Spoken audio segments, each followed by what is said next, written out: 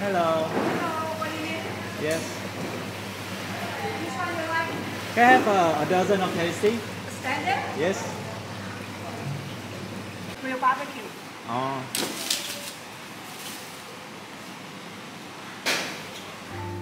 Sắp tới Valentine rồi, nên hôm nay mình sẽ hướng dẫn các bạn làm hai món hàu tươi và pasta sò huyết, nhưng các bạn dùng nghêu cũng được nhé. Frank mua size standard nhưng mà nhìn nó to chưa nè.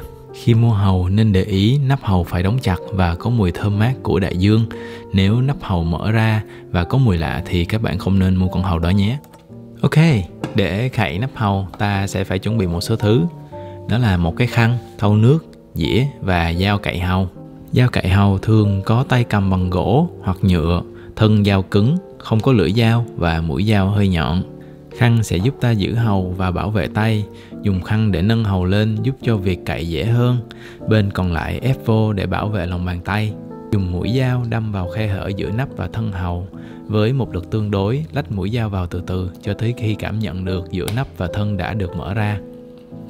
Sau đó dùng dao để làm đòn bẩy và bật nắp hàu lên. Cạy nắp lên từ từ và dùng dao cắt qua cơ nối giữa hàu và nắp. Dùng dao lật con hàu lại thì nhìn sẽ đẹp mắt hơn. Rửa sơ nắp hàu rồi đậy lại cho tới khi dùng.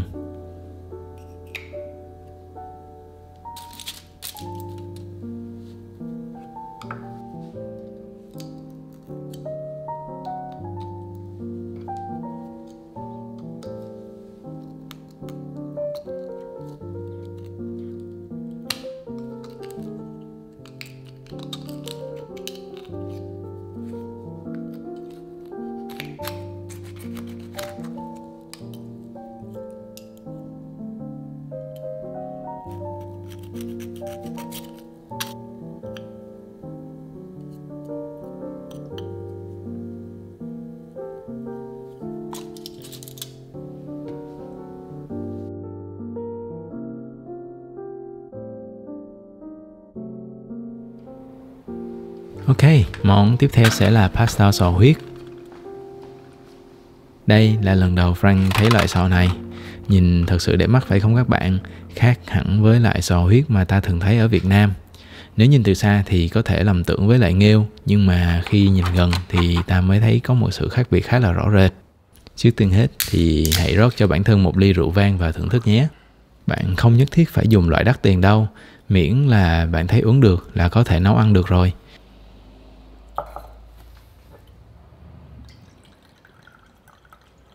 Cần tây ta sẽ cắt lấy lá, gom chúng lại rồi băm nhuyễn.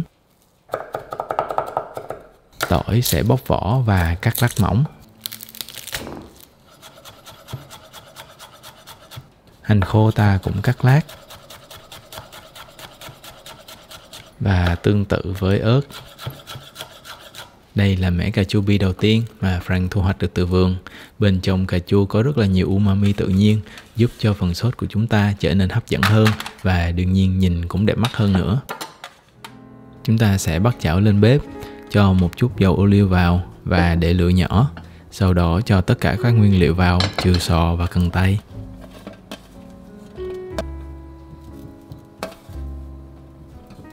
Nêm một chút muối để tăng thêm hương vị, một chút đường để cân bằng lại tổng thể. Bơ lạc sẽ giúp cho phần sốt trở nên ngon hơn rất là nhiều. Các bạn không nên bỏ qua nhé.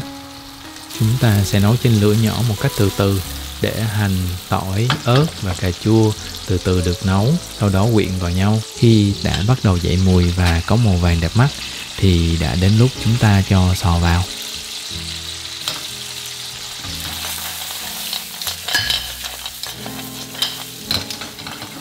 Cho rượu vang trắng vào ngang nửa mặt sò. Sau đó dùng nắp đậy lại. Khi đậy nắp, các bạn lắc chảo theo vòng tròn để sò chín đều hơn.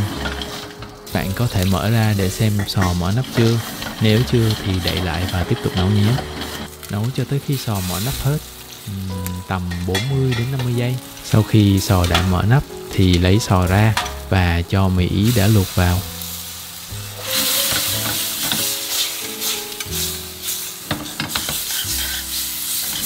Để kết thúc, chúng ta sẽ cho một chút bơ lạc vào để phần sốt quyện lại với nhau và sợi mì sẽ trở nên óng ánh và đẹp mắt hơn.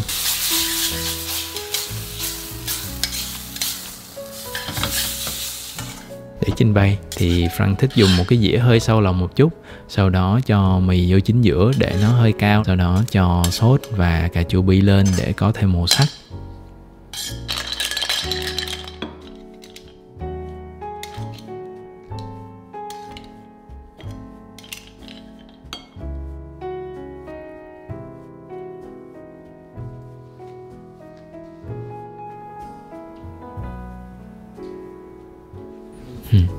Vậy là chúng ta đã chuẩn bị xong 2 món cho ngày Valentine đặc biệt rồi. Hàu tươi thì các bạn có thể ăn với bất cứ loại sốt nào mà các bạn thích. Hôm nay thì tụi Frank ăn với loại sốt muối ớt xanh và một chút hành phi. Có lẽ có nhiều bạn sẽ thấy video này khá là lạ bởi vì Frank đã lồng tiếng vào. Thì bước sang năm mới, Frank cũng muốn làm một điều gì đó mới mẻ hơn cho kênh của mình. Và nếu như có bất cứ góp ý gì thì các bạn nhớ để dưới phần comment cho Frank nha. Cảm ơn các bạn đã xem video này và hẹn gặp lại các bạn ở video sau. Bye bye.